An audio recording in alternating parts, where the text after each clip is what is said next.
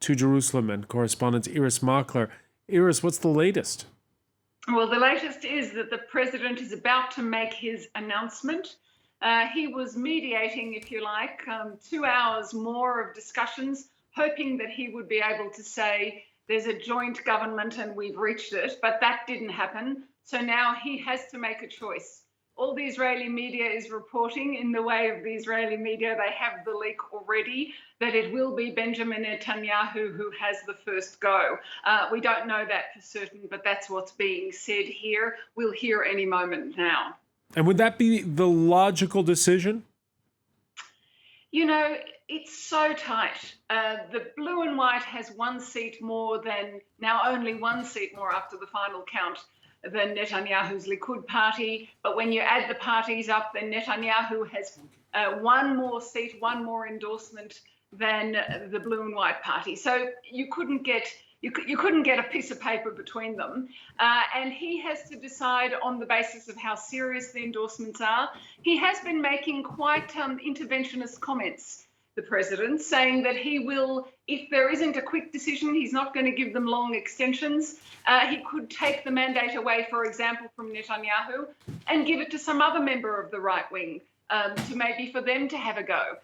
He says the same thing to Benny Gantz. So I think he's going to be interventionist. He's not going to let them drag it out for 6 weeks each. And he definitely wants to see some kind of government that combines the two.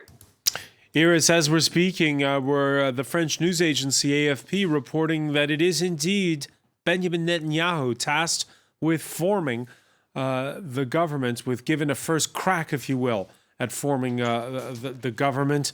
Netanyahu, who, once again, if you roll back the clock to just a week ago, it seemed as though perhaps it was the last hurrah.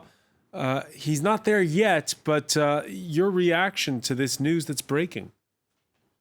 I would say that Benny Gantz at the moment would be disappointed and that Benjamin Netanyahu will be pleased, not necessarily because either of them has a better chance, just because it still looks, he still is the leader. That's how it appears. He's been given the first crack. He may even succeed. But for him, there's an extra motivation.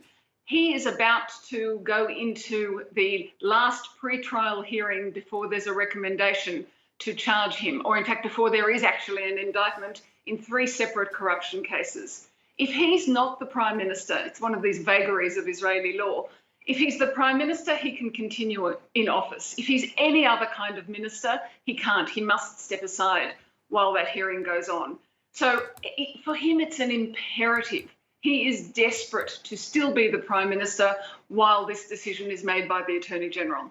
All right. Then again, if you're just joining us here on France 24, breaking news, Benjamin Netanyahu tasked with trying to form a government after last week's election. Many thanks, Iris Makler, for that update from Jerusalem.